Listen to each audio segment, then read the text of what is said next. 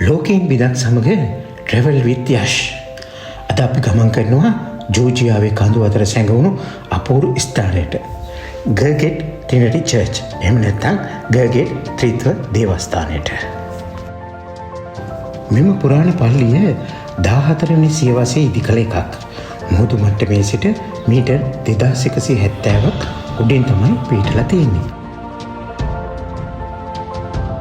මෙතනට එන්න පුළුවන් ජීප් රථයකින් හරි කඳු පාරේ පාගමනින් වුණත් එන්න පුළුවන්. හැබැයි ගමන ටිකක් අභියෝගාත්මකයි.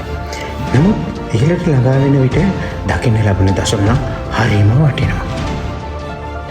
ට්‍රිනිටි චර්ච් කියන්නේ ආගමික වශයෙන් වටිනා තැනක්.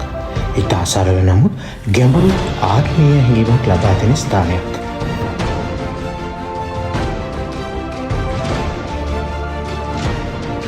ඔබට දකින්න ලැබෙන්නේ කාස්පේ කන්දේ අලංකාර පසුබිම. මේ දර්ශනය ඇත්තටම සිහිනයක් වගේ.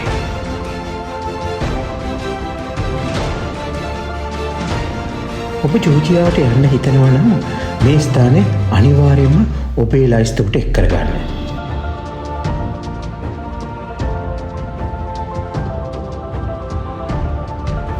මම යෂ්. මේ ලෝකයෙන් බිදක්. තවත් ලෝකාට ගමන් සමග නැවත හමුවෙමු.